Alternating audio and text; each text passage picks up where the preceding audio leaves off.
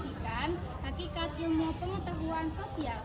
Saya Adi Febian Adeski dengan NIM 24101253200010. Saya Nazora Kasabila dengan NIM 2410125250. Perkenalkan, nama saya Sophia Rama dengan NIM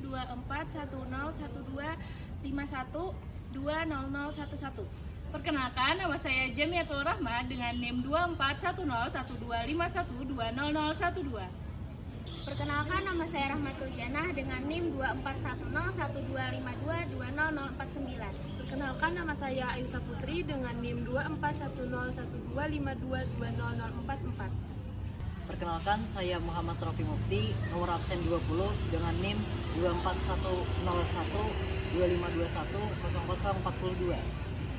Halo, perkenalkan nama saya Siti Aliana Namira dengan NIM 2410220046. Perkenalkan, nama saya Lia Saputri dengan NIM 24101251200029. Perkenalkan, nama saya Dian Suci dengan NIM 24101253200011. Bye. Yang pertama, hakikat ilmu pengetahuan sosial di sekolah dasar. Pendidikan ilmu pengetahuan sosial adalah penyederhanaan dari disiplin ilmu sosial dan humaniora yang disajikan secara ilmiah dan psikologis untuk tujuan pendidikan. Ilmu pengetahuan sosial berfokus pada kehidupan sosial manusia dan aktivitas sosialnya dengan materi yang mencakup sejarah, geografi, ekonomi, dan sosial budaya. Melalui pendidikan ilmu pengetahuan sosial, peserta didik diarahkan untuk menjadi warga negara yang demokratis, bertanggung jawab, dan cinta damai. Pendidikan ilmu pengetahuan disesuaikan dengan perkembangan peserta didik di setiap jenjang pendidikan, dengan tujuan tidak hanya menguasai teori kehidupan masyarakat, tetapi juga mampu mengaplikasikan pengetahuan tersebut dalam kehidupan nyata. Karakteristik ilmu pengetahuan sosial di sekolah dasar. Ada beberapa karakteristik pendidikan IPS di SD menurut para ahli. Yang pertama, pendekatan terpadu atau fusi, yaitu materi yang disajikan tematik tanpa label disiplin ilmu, disesuaikan dengan perkembangan usia para siswa.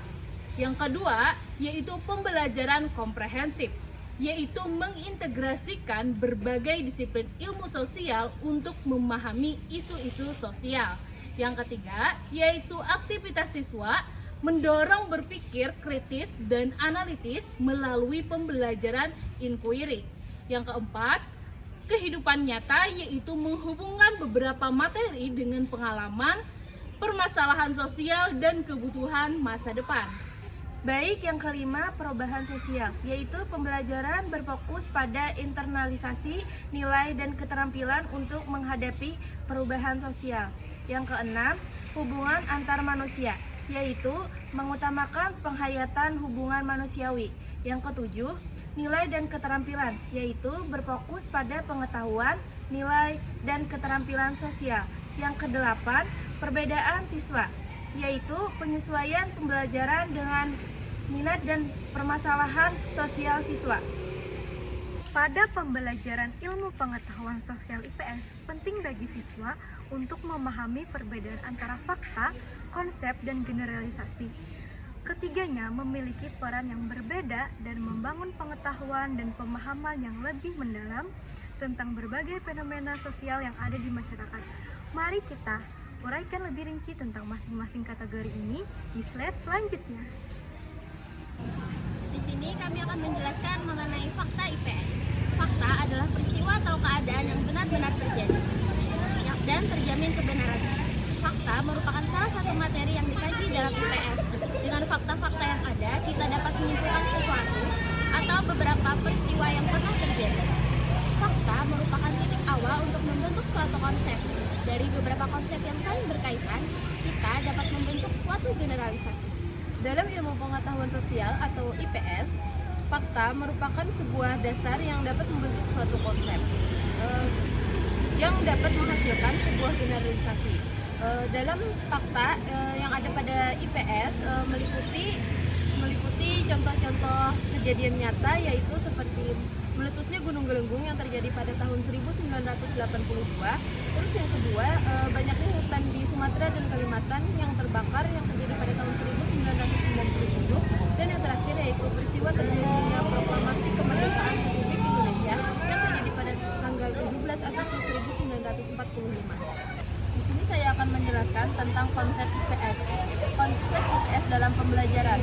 Konsep merupakan gambaran mental tentang objek, peristiwa atau kegiatan yang digunakan untuk memahami hal-hal lain. Konsep bersifat abstrak dan dipelajari melalui pengalaman. Konsep bukan hanya sekadar kata, melainkan mengandung makna denotatif dan konotatif, seperti dalam contoh konsep revolusi yang memiliki makna lebih luas daripada sekadar perubahan. Selanjutnya, saya di sini akan menjelaskan kegunaan konsep. Konsep membantu kita mengatasi lingkungan yang kompleks, mengidentifikasi objek di sekitar kita, mengurangi pengulangan belajar, serta memecahkan masalah dengan lebih sistematis. Konsep juga memungkinkan pengajaran yang lebih kompleks dan menggambarkan kenyataan dunia. Selanjutnya ada pembinaan konsep IPS. Untuk mengerjakan konsep dengan efektif, guru harus merumuskan tujuan yang jelas, memahami pengetahuan persyarat siswa, serta menyajikan definisi dan contoh-contoh yang relevan. Dalam proses ini, siswa diberikan kesempatan untuk memahami konsep melalui pengalaman langsung dari bimbingan guru. Selanjutnya, generalisasi ilmu pengetahuan sosial.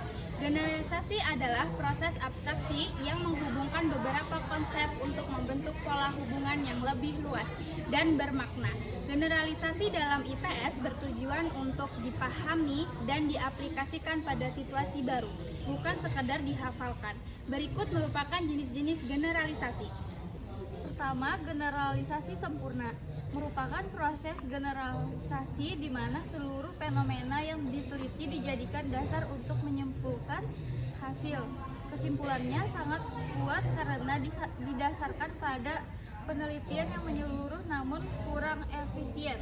Yang kedua, generalisasi tidak sempurna. Kesimpulan diambil dari sebagian fenomena atau fenomena yang belum sepenuhnya diselidiki. Hasilnya tidak sepasti seperti generalisasi sempurna, namun lebih efisien. Yang ketiga atau yang terakhir adalah generalisasi empirik. Terjadi akibat penyimpulan berdasarkan pengalaman atau pengamatan terhadap fenomena tertentu. Kita menyimpulkan persamaan dari objek yang kita amati. Ilmu pengetahuan sosial di sekolah dasar memiliki peran yang sangat penting dalam mengembangkan pemahaman siswa tentang dunia sosial, baik dalam aspek geografi, sejarah, ekonomi, budaya, maupun masyarakat. Hakikat IPS di sekolah dasar adalah untuk mengenalkan dan memberikan wawasan yang luas tentang kehidupan sosial di sekitar siswa melalui pendekatan yang sederhana namun mendalam agar siswa dapat mengaplikasikan pengetahuan tersebut dalam kehidupan sehari-hari. Karakteristik IPS di sekolah dasar menekankan pada pengembangan keterampilan berpikir, kritis, analitis, dan pemahaman yang komprehensif. Mengenal fenomena sosial dalam proses belajar mengajar IPS. Penting untuk siswa agar mereka dapat menghubungkan peristiwa dan fenomena yang ada, serta membuat kemampuan yang bermakna. Dengan memahami hakikat, karakteristik, dan klasifikasi tersebut, pembelajaran IPS di sekolah dasar akan lebih efektif dan mampu menciptakan general yang sadar dan memahami dinamika sosial, serta dapat menghadapi tantangan di masa depan dengan bijaksana.